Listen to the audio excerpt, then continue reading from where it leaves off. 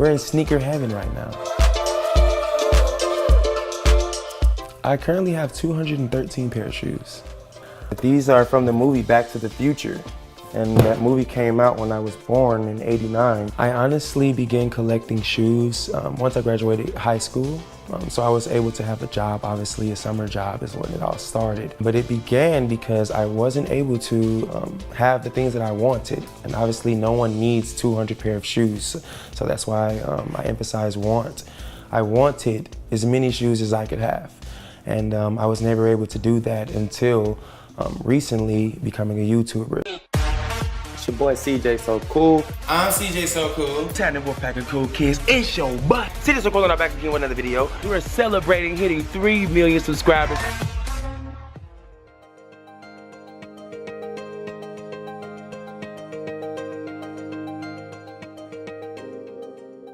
I can very well say that there was many years in a row that I could count the number of shoes I had. So I had to play basketball, cut the grass, go to school, go to church, all in these same shoes. And that stuck with me. I will never go through that. Basically, I never wear the same shoes once in the same month at least. So there's 30 days in the month, I'm wearing 30 pair of shoes. I wore this shoe to a sneaker convention where I hosted the basketball game. So basically all eyes were on me. And I could not take a step without being asked, what are these? How much are these? And wow, those are beautiful. So these got the most response. What are they? These are Christian Louboutin red bottoms. They cost about $4,500. This is my house right here, man.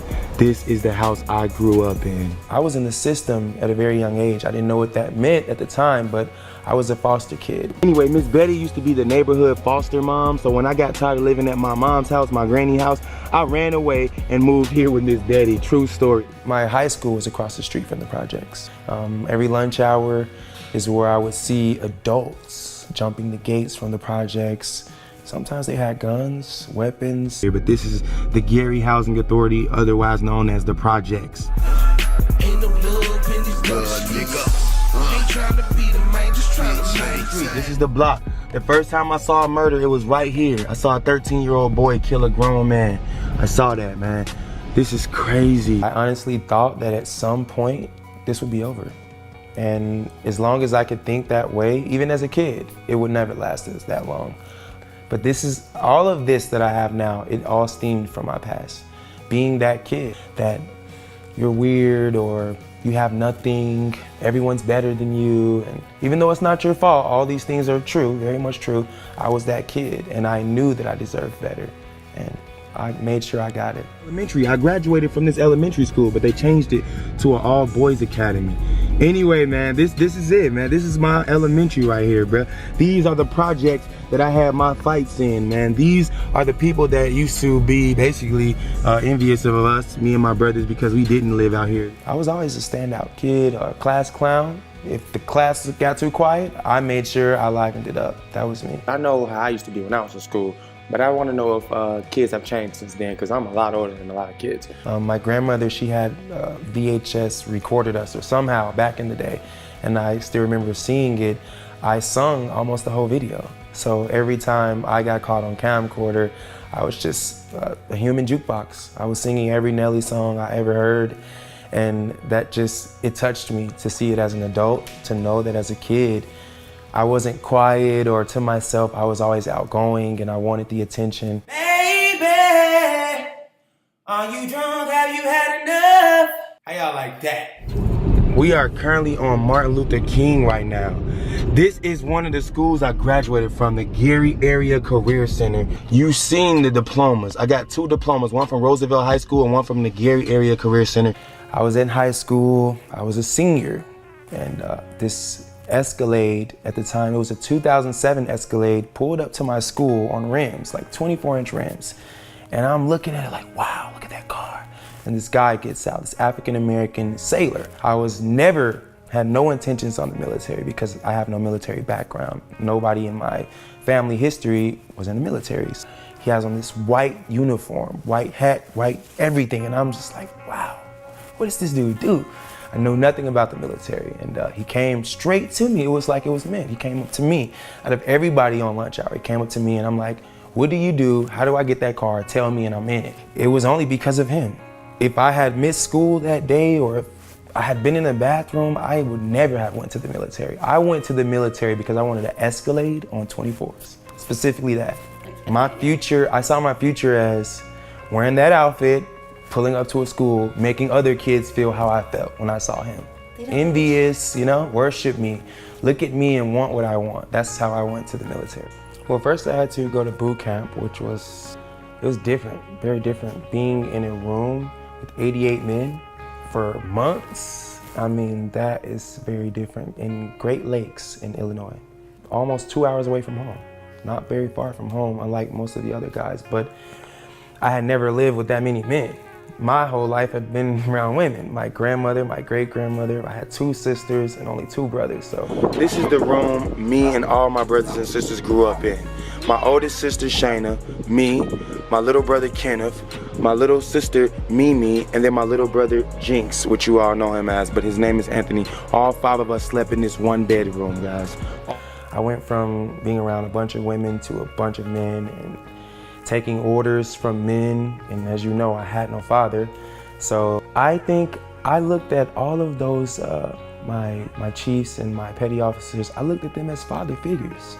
And I think I submitted to them as I wanted to my real father.